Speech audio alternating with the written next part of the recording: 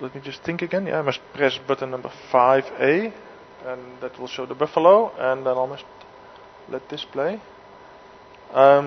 Somewhere behind the buffalo is the Gauri pan.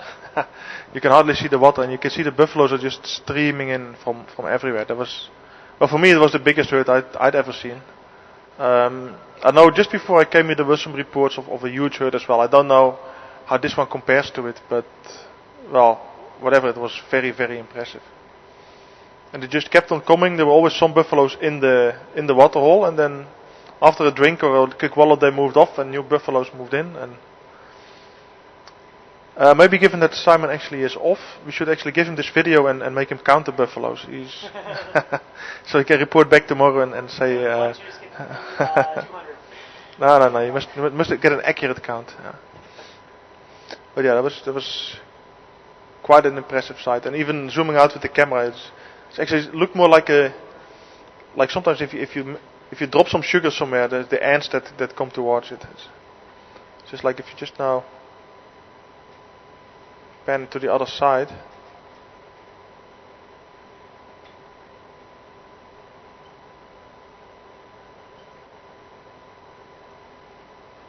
Actually just now makes me think how impressive, was a bit of a sidetrack maybe, this in the old days before Buffalo Bill or William Cody then across the plains of the US and stuff, and see a million of these, what is it, bisons. Because this is a couple of hundred, imagine a million.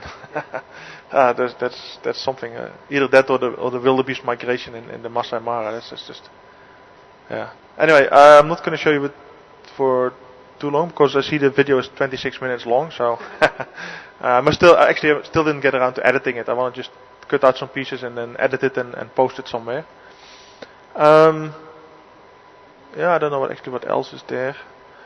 Maybe given the amount of interest that always gets, I'll just quickly show you a little scrub hare jumping around. People always enjoy that. I'm not going to say the other name now. I'm just going to call it scrub hare. Yeah, it's always an interesting animal, and always. Actually, I think there should be two of them, but okay. Yeah, back to today. There's a impala on channel 4. Yeah. But as you can see, it's actually quite nice. I think if we can play back something that happened during the night and just talk about it a little bit and just make it like a little night highlight or whatever you want to come up with at night. Or we highlights, or it's a bit long, but yeah. So we keep thinking about bringing you new content, new ways of bringing you things that you might have missed. Let me just switch this off so I don't switch to it again by mistake. So from now, for the rest of the time, we're just going to be live, no more recordings. Yeah, it's beautiful Impala. You can also see it's quite skinny, eh? But yeah, hopefully the range will come very soon. One advantage of the range as well is that in the evening I can actually keep the door open and my light on without insects coming in, which is not possible now. So, oh, that's good. 1, 2, 3, 4, 4. Yeah, nice. Yeah. All red-billed ones from the looks of it. Yeah, if you see them from a distance, you can't always see the bill color very clearly. But then you can think about it, it's a bit crossways. The red-billed ones have a yellow eye, big yellow eye, and the yellow-billed ones don't have it. So it's like what do you call that? In Dutch we call it an ezelsbruggetje, like a little thing to remember things. It's actually opposite as what you would expect. Oh, this is always nice. I love that. It just go actually, it's almost just like a barber trimming. You just go basically along the, what do you call it, the grain of the hairs and just move through them one at a time. Yeah. Beautiful. Yeah, that's lovely. Yeah. But you don't often get close enough to see them do that in that much detail.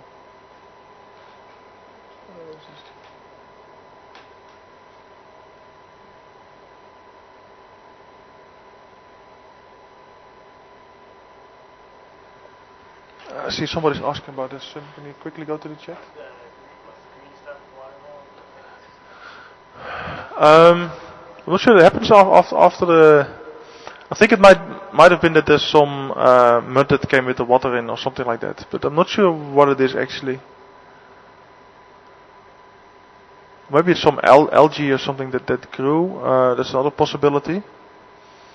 Because it only started appearing the last couple of days after we had a bit of rain, so it might well be that it's some algae or some organism or maybe something that was released by the rain. Actually, I don't know. I'm actually gonna ask Peter. Maybe he knows about that, and then we can come back on it.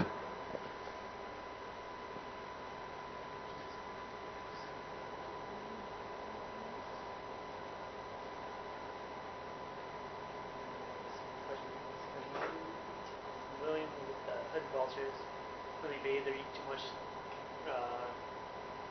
They can't fly off of it because it takes so much energy.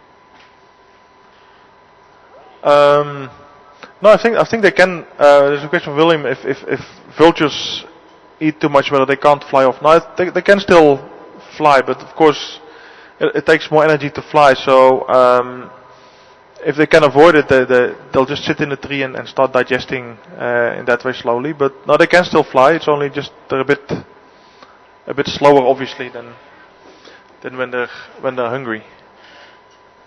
What else? There's a question here from Jerry. I think he's from the UK, Geraldine Daniels. Whether viewers will have a choice of what they want to watch. Yes, very soon. There will be more channels going out, and we will have one main channel, which is basically what we have now. So we will go on drives and we will go on walks and have relearns and things like that. But we will start with adding a second channel, which is basically the second waterhole camera, and that will be on the website as well.